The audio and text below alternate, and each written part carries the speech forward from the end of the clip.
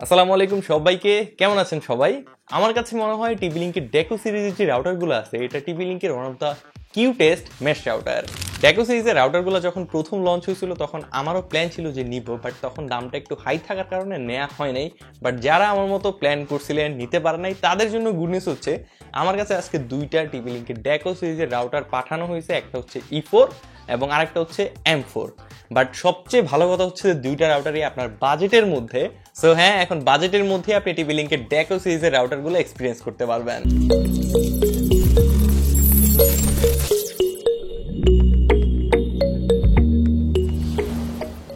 উপরে একদম কালো অংশ যেটা, এটা হচ্ছে M4 এবং হালকা যেটা অ্যাশ কালার এটা হচ্ছে E4।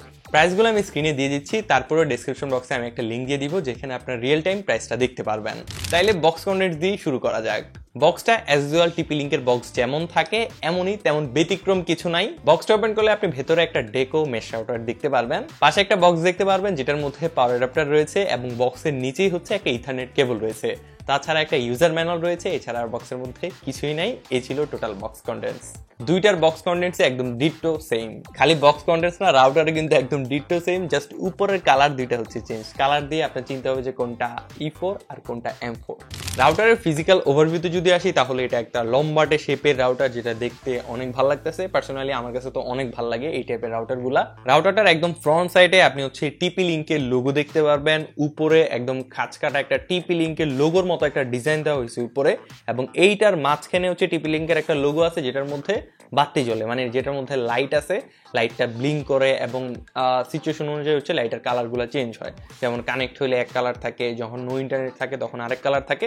সো এটা হচ্ছে কালারটা চেঞ্জ হয় আর কি লাইটের। পেছনের দিকে দুইটা পোর্ট দেখতে পারবেন এবং তার নিচেই একটা পাওয়ার পোর্ট রয়েছে এবং তার উপরে ছোট্ট একটা রিসেট বাটন আছে।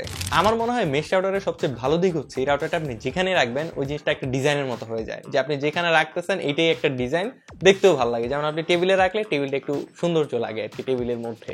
আর এজ ইউজুয়াল আমরা যে রাউটারগুলো দিই ওইগুলো দেখা যায় উপরে রাখতে হয়, টেবিলে রাখলে একটু ভালো লাগে না, বা কোনা কানা রাখতে হয়, নিচে রাখতে হয়, মানে একটা প্যাচ গুজে একটা অবস্থা, মানে রাখার সৌন্দর্যের একটা অভাব থেকেই যায়। দুইটা রাউটারই AC1200 রাউটার। ডেকো E4 রাউটারটা 1600 স্কোয়ার ফিট পর্যন্ত কভার করতে পারে এবং ডেকো M4 রাউটারটা হচ্ছে 2000 স্কোয়ার ফিট পর্যন্ত কভার করতে পারে। তবে ডেকো M4 এবং E4 এর মধ্যে কোর দুইটা ডিস্টিংশন হচ্ছে M4 এর মধ্যে M4 গিগাবাইট পোর্ট আছে এবং এটার রেঞ্জটা একটু বেশি, মানে 2000 স্কোয়ার ফিট হচ্ছে এটা কভার করতে পারে, সো এটা রেঞ্জটা একটু বেশি। আগে এটা টেস্ট রেজাল্টটা বলি, তারপরে বাকি জিনিসগুলো ডিসকাস করতেছি।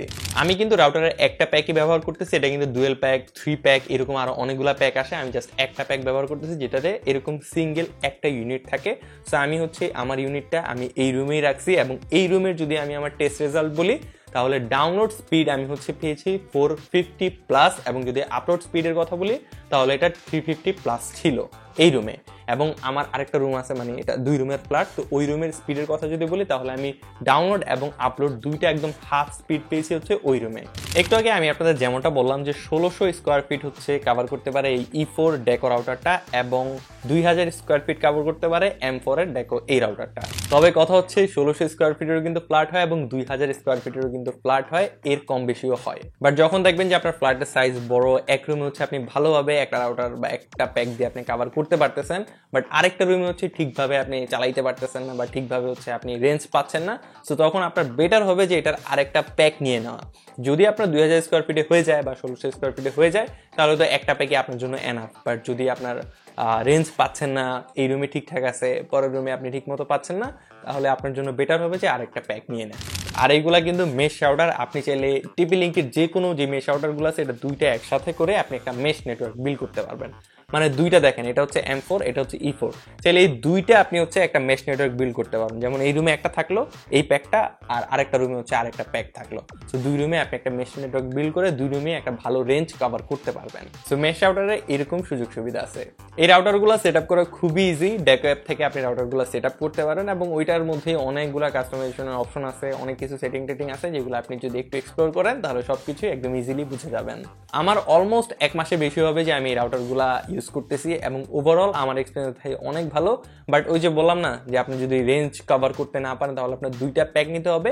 আপনি আগে সিঙ্গেল রুমে ট্রাই করে দেখেন, যদি আপনার মনে হয় যে না আপনি রেঞ্জ কভার করতে পারতেছেন না তাহলে আপনি দুইটা প্যাক নেওয়া বেটার হবে। সো আপনার যদি রেঞ্জে ঝামেলা হয় তখন আবার বললাম যে ভাই ভুলভাল রিভিউ দিয়েছেন, আগে আপনি নিজের রুমে ট্রাই করে দেখেন, যদি মনে হয় যে না ভাই হচ্ছে রেঞ্জ পাচ্ছি না, এক্সটেন্ড করতে হবে, তারপর পরে আপনি করে নিন। আগে একটা ইউজ করে দেখেন যে কেমন এক্সপিরিয়েন্স। সো এই ছিল TP-Link Deco M4 এবং E4 এর একটা unbiased honest review. I hope ভিডিওটা আপনার কাছে ভালো লাগছে। যদি কোনো কোশ্চেন থাকে তাহলে অবশ্যই নিচে কমেন্ট করে জানিয়ে দিবেন, আমি চেষ্টা করবো আপনার কমেন্টের অ্যান্সার দিয়ে দেওয়ার। এবং আপনি যদি রাউটারগুলো পারচেস করতে চান তাহলে অবশ্যই রাউটারের বক্সের মধ্যে এক্সেল প্লাস সার্ভিসেস স্টিকারটা দেখে তারপরে পারচেস করবেন, আদারওয়াইজ কিন্তু আপনার ওয়ারেন্টি ক্লেম করতে একটু ঝামেলা হতে পারে। তো এই জিনিসটা একটু খেয়াল রাখবেন। দেখা হচ্ছে আপনার সাথে নতুন আরেকটি ভিডিওতে, সেই পর্যন্ত সবাই ভালো থাকবেন, সুস্থ থাকবেন। আসসালামু আলাইকুম।